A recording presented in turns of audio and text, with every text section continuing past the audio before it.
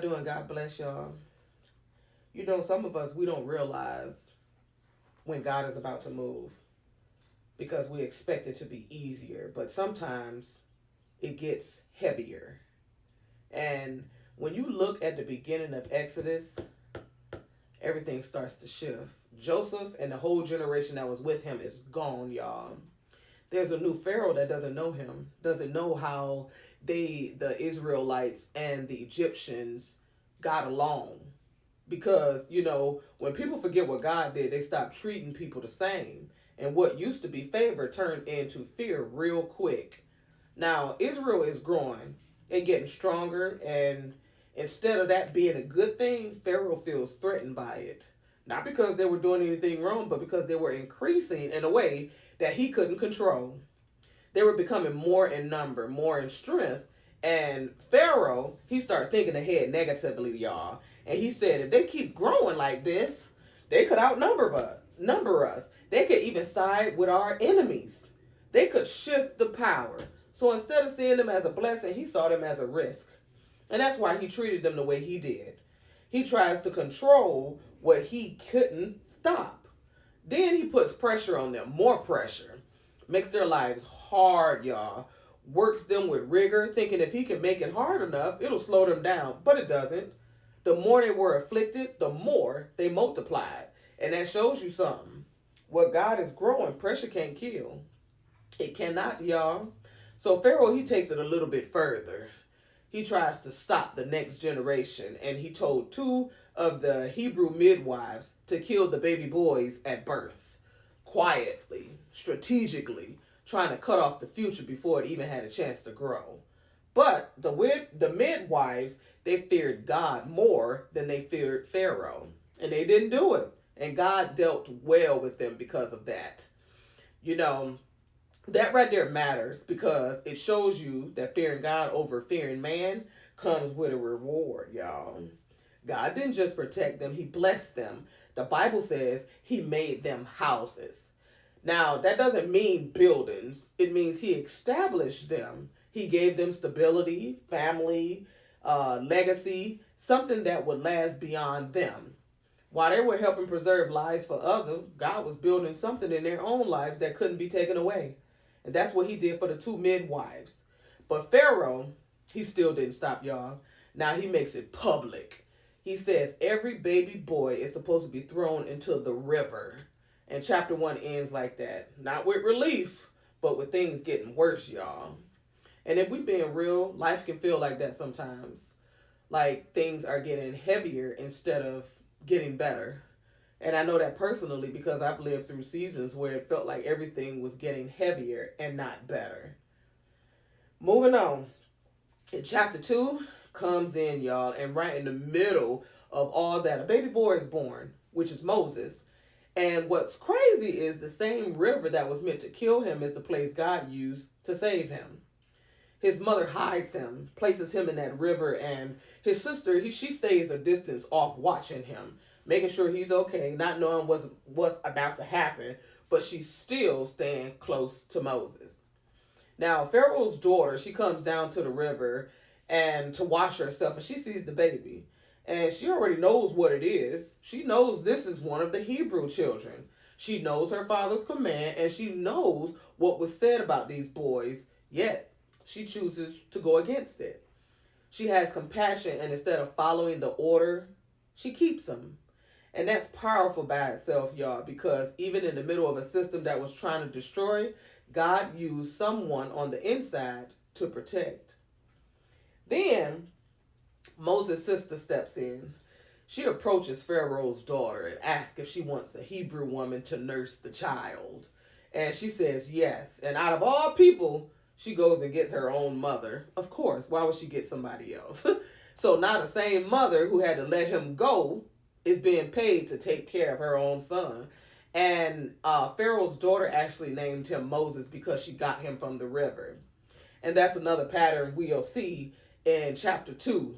God will give back to you in a different way what looks like you lost. And Moses ends up being raised in Pharaoh's house, y'all, the very place that wanted him dead.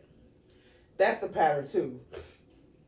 God will use the same situation that was meant to take you out to keep you. Now, Moses grows up in the palace, but something in him still connects him to his people, y'all. And when he sees an Egyptian beating a Hebrew, he reacts. He kills the Egyptians and buries his body under the sand, and now he got to run. He has to.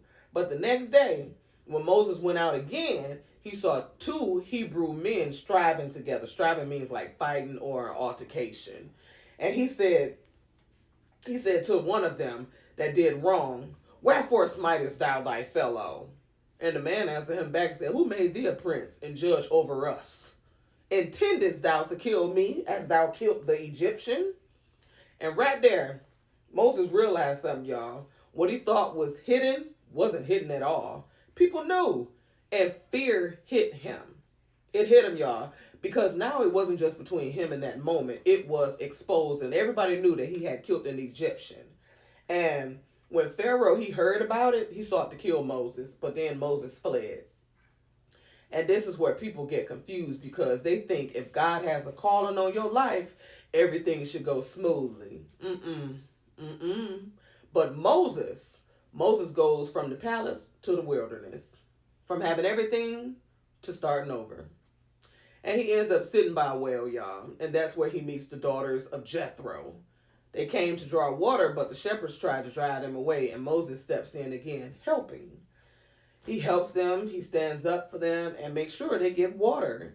And that matters because even in transition, even while he's running, you can still see his character. He was still someone who stood up for what was right, even though he did what he did in Egypt. Now they go back and they tell their father what happened.